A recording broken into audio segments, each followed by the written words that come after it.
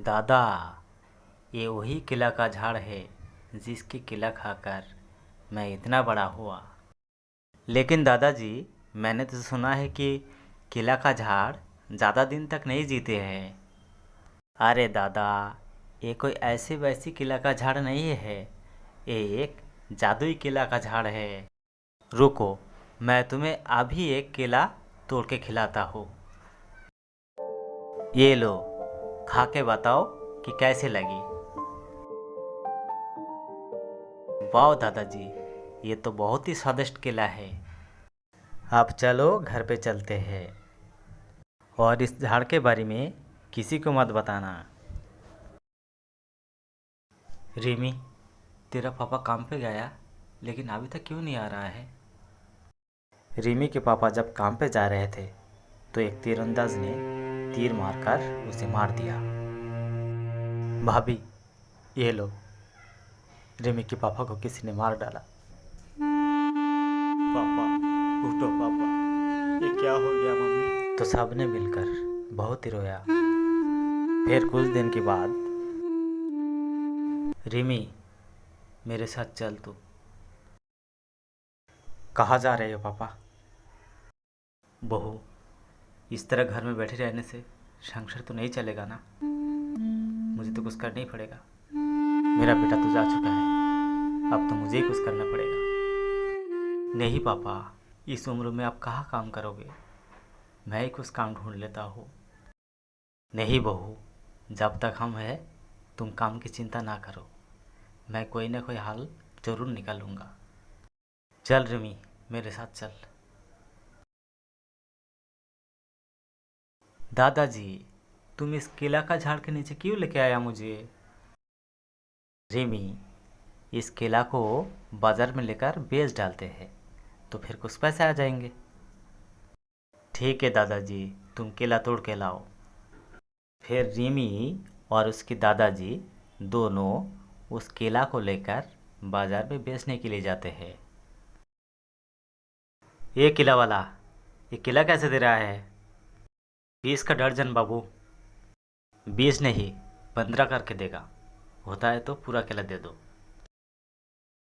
नहीं बाबू, इसमें नहीं होएगा, ये बहुत ही अच्छा केला है, 20 करके देना पड़ेगा। अरे खाक अच्छा है, कहाँ से उठा के लाया सड़ेला हुआ केला? 15 में देता है तो दो, और न रख दो अपना केला। कौन लेता है 20 का दर्जन तुम्हारी ये केला? जरा मैं भी तो देखता हूँ। दादाजी, इन्होंने ऐसे करके बात क्यों कर रहा है?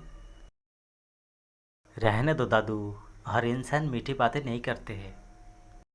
ये केला वाला, केला कैसे दे रहा है? 20 रुपया दर्जन बाबू, अच्छा वाला केला है, लेके जाओ। ठीक है, कितना दर्जन है?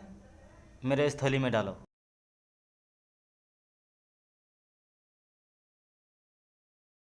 ये लो। चलो दादू, इस पैसे से घर के लिए राशन लेके जाते हैं।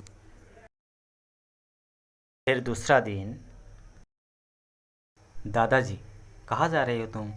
कल तो झाड़ के पूरा केला हम लोग बेच के आया। कोई दूसरा काम की तलाश में जा रहा हो?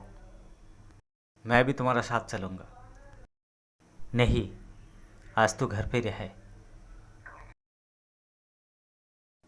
फिर रिमी के दादाजी ने एक रिक्शा किराए पे लेकर चलाने लगे। ऐसे ही कुछ दिन बिताने के बाद, दादाजी, आज तुमको बहुत थका हुआ लग रहा है। वो कुछ नहीं रे। रिमी, तू एक काम करना, मुझे अगर कुछ हो गया तो तू उस केला के झाड़ के नीचे जाना। क्यों दादाजी, और तुम्हें क्या होने वाला है? अरे कुछ नहीं रे, फिर भी अगर मुझे कुछ हो गया तो मैं तुझे जैसा कहा तो ऐसा ही करना। ठीक है दादाजी, अभी तुम आराम से सो जाओ।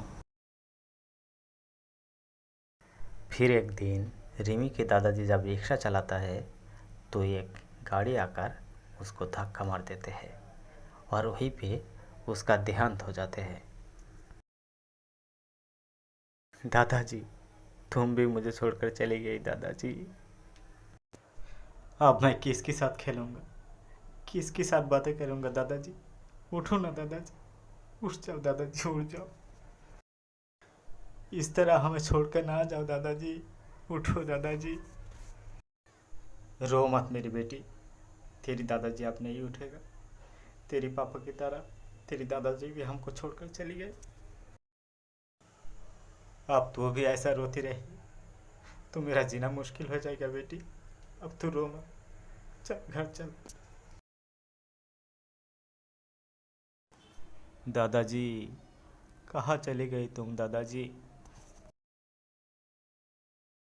अरे, दादाजी ने तो हमें उस केला के झाड़ के नीचे जाने के लिए बोला था। अरे डिमी, आ गया तू? इतना देर क्यों लगा दिया आने में? दादाजी, कहाँ हो तुम? मैं इस केला के पेड़ के अंदर। लेकिन दादाजी, तुम केला का पेड़ कैसे बन गए? ये कोई ऐसी वैसी केला का पेड़ नहीं है, ये एक जादुई केला का पेड़ है। मेरी माँ कहा करती थी, इस केला के पेड़ पे तुम जो मांगोगे वो तुम्हें मिलेगा। हर वक्त मैं मन में ये सोचता था कि मैं केला का पेड़ बनूं और तुम लोगों का मदद करो। आज मेरी उस मन का मनाए सच में बदल गया। बहुत ही अच्छा लग रहा है दादाजी तुमसे बात करते हुए। तुमको पता है मेरी मम्मी कितना रो रही है तुम्हारे लिए। मुझे सब कुछ पता है। रिमी, तू एक काम कर, इस केला के झाड़ से केला काट कर चारों ओर फेंकवा दे। ठीक है दादाजी।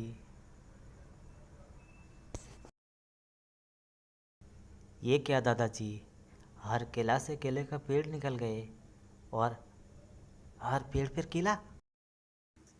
हाँ रिमी, अब तू इस केले के झाड़ से केला काट कर बाजार में जाके बेच डाल। तुम दोनों का सारी समस्याएं सॉल्व हो जाएगा।